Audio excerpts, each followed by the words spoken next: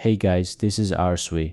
If you have ever meant to make a phone call or visit someone who helped shape the person you are today, but told yourself you had plenty of time, I hope you stay with me until the very end of this story, because time doesn't pause while we build our lives, and the quietest goodbyes are always the ones we never got to say.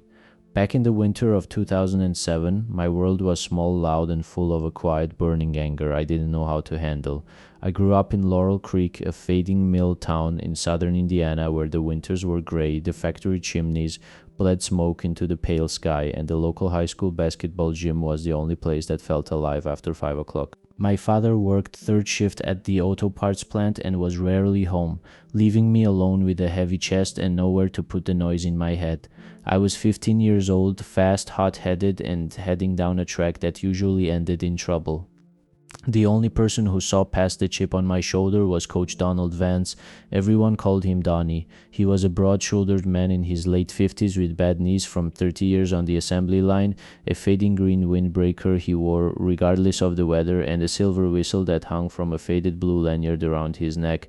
Coach Donnie didn't talk much during school hours, but when he stepped onto that scuffed hardwood floor, his presence filled the room. He didn't yell at us when we lost games or messed up plays. Instead, he had a way of looking right through you, past the excuses, past the teenage posturing, straight into whatever was hurting. I was the point guard for the varsity team, but I was reckless. If I missed a shot, I'd punch the padded wall beneath the hoop. If a referee called a foul on me, I'd kick the bench. After one particularly bad home loss against our cross-county rivals, I threw my jersey across the locker room and stormed out to the hallway ready to quit. Coach Donnie caught up to me by the heavy metal exit doors. He didn't scold me, he just reached into his pocket, pulled out a small brass key, and pressed it into my hand. He told me, "You've got a lot of fire in you, Eli, but fire burns the house down if you don't build a fireplace around it. This key opens the side door to the gym. Whenever the world gets too loud, you come here, but you don't leave until you've poured that anger into something useful." That night started a ritual that defined the next 3 years of my life. Every Friday night after the crowds emptied out, the squeak of rubber soles died away, and the janitor turned the overhead lights down to half power. Coach Donnie stayed behind. He wouldn't lock the gym doors until I sank 200 consecutive free throws. My shoulders would burn, the silence of the empty gym echoing with every bounce of the leather ball. But he would stand there by the rebound rack, catching every miss and tossing it back to me without a word. When the 200th ball swished through the net, usually long past 10 o'clock, we would walk out together into the damp Midwestern night. We'd walk around to the back of the gym where his old red 1991 Chevy pickup was parked under the solitary yellow streetlight. Coach Donnie would lower the rusty tailgate and we'd sit side by side, our breath clouding in the freezing air, looking out toward the dark silhouette of the grain silos in the distance. Every single time Donnie would reach into the floorboard of his cab and pull out an old dented green Stanley thermos. He'd unscrew the heavy stopper and pour black instant coffee into 2 plastic cup caps, handing one to me. It tasted like scorched earth, but I drank every drop. On that tailgate, holding those warm plastic cups, we talked about everything. He listened to me complain about my dad, about the town, about my fears of staying stuck in Laurel Creek forever. And Coach Donnie would just nod, take a sip of his coffee, and say the same thing every time. "Kid, when you make it out of this zip code, don't you ever look back with regret. But whenever you come home, you come back to this tailgate and tell me you did something good with the chance you were given. Promise me that." I promised him 100 times over those lukewarm cups of coffee. By my senior year, I led the state in assists and earned a full athletic scholarship to a university 300 miles away in Denver. The day I packed my bags to leave Laurel Creek, Coach Donnie came to my driveway. He handed me a small hand-carved wooden basketball, small enough to fit in the palm of my hand, smoothed out from hours of sanding. "Keep your grip, Eli," he told me softly, giving my shoulder a firm squeeze. "I'll be right here." At first I kept my word. During my freshman year of college, I called him every Sunday afternoon. He'd ask about my games, my classes, my teammates. Hearing his deep raspy voice over the receiver felt like an anchor holding me steady in a world that was moving far too fast. But then life began to happen. The way it always does, college ended. I took a job at a financial firm in downtown Denver. The hours were long. 60 to 70 hours a week, and my world became a blur of spreadsheets, promotions, rent payments, and new relationships. The Sunday calls gradually turned into monthly check-ins, then quarterly, then slowly, painfully. They faded into a text message on Christmas morning and a quick call on his birthday. Whenever we did speak, Coach Donnie never complained about the months of silence. He never guilted me or asked why I hadn't visited. He would just listen to me talk about my promotions, my new apartment, or my busy schedule, and he'd say, "I'm proud of you, kid. Keep shooting. I'm right here." Years melted into one another like snow on warm asphalt. 5 years became 8, 8 became 12. Before I fully realized what was happening, 15 years had passed since I stood on that basketball court in Laurel Creek. I was 32 years old, living in a high-rise apartment, wrapped up in the relentless, exhausting march of adulthood.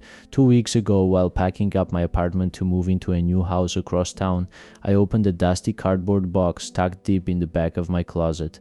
Inside, resting beneath old textbooks and forgotten winter coats, was that small, hand-carved wooden basketball Coach Donnie had given me the day I left. The wood was still smooth, carrying the faint, nostalgic scent of pine and floor wax. Sitting on the cold floor of my empty apartment, holding that piece of wood, a sudden heavy wave of guilt washed over me so hard it took my breath away. I realized it had been over 2 full years since I had last heard his voice.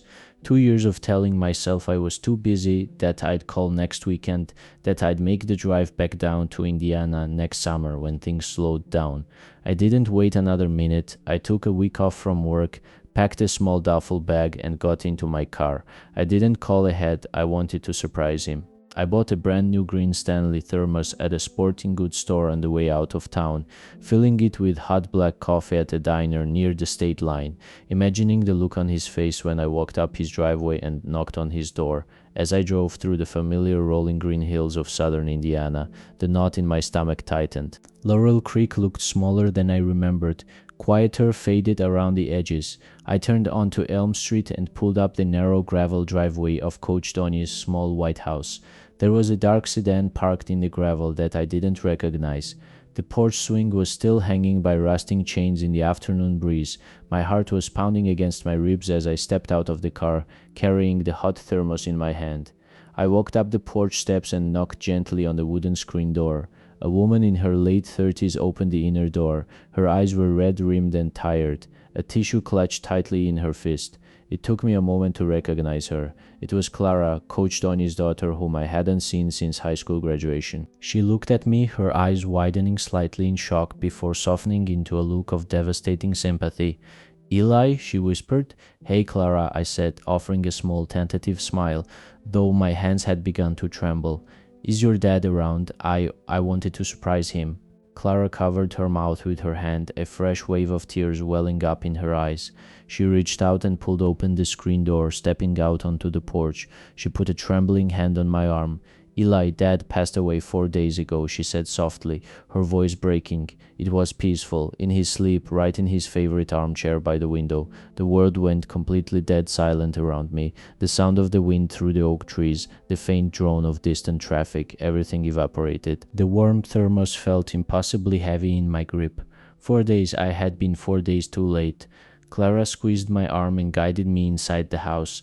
The interior smelled exactly as it had 15 years ago, a mixture of pipe tobacco, old paper, and stale coffee. She walked me into the small kitchen where the afternoon light slanted through the window onto the wooden table. Sitting right in the center of the table was a thick, brown manila envelope with my name, Ellie, written on the front in Coach Donnie's thick, shaky black marker handwriting. Beside it sat his old, dented green Stanley thermos, scrubbed clean. He knew his heart was giving out over the last few months, Clara whispered, wiping her cheeks. "He wouldn't let me call you. He said you were working hard building your life and he didn't want to distract you. But last week he spent 3 days sitting at this table organizing that envelope for you. He asked me to make sure you got it whenever you came home." With shaking fingers, I pulled open the brass clasp of the envelope and tipped the contents onto the table. Out spilled dozens, hundreds of newspaper cutouts. Every single game I had played in college had been clipped out of Midwestern sports sections, but it didn't stop there. There were small half-column printouts from obscure Denver local papers detailing my corporate promotions, my company announcements, even a tiny mention of a community charity event I had helped organize 3 years ago. For 15 years, thousands of miles away, Coach Donnie had tracked every single step of my life. He had saved every piece of paper that proved I was out in the world, doing something good. Folded on top of the clippings was a single sheet of yellow legal paper. I unfolded it, my tears blurring the ink. In his uneven script it read, "Eli, if you're reading this, it means you finally made it back to the porch. Don't you dare feel guilty for taking so long, kid. A bird isn't supposed to stay in the nest, and I built you to fly far out of this valley. I kept the coffee warm on the tailgate every Friday night just in case you drove down the gravel. I watched you from right here, and I was proud of every single step you took. You kept your promise. Now make sure you keep living. Keep shooting, Eli. I'm right here." I sat down at that kitchen table, surrounded by the paper scraps of my own life, and I wept until there were no tears left in me. I took the old thermos, walked out to the backyard where his rusty red Chevy pickup still sat under the shadow of the garage, and I sat on the tailgate alone. I poured 2 cups of coffee into the faded plastic caps, set one down beside me on the cold metal, and drank the other in the silence of the Indiana afternoon. Guys, we get so caught up in the noise of tomorrow that we forget the people who paved the roads we're walking on today. We tell ourselves we'll make the call next week, take the drive next month, say the thank you when things calm down. But the clock is always running, and the whistle eventually blows for all of us. If there is someone in your life right now who believed in you when you were broken, someone who stayed late to help you light your fire, don't wait for a better time. Put down your phone, pick up the keys, or make the call today. Tell them what they mean to you while the coffee is still warm, because once the silence sets in, the echo of what you should have said is a sound you'll carry for the rest of your life.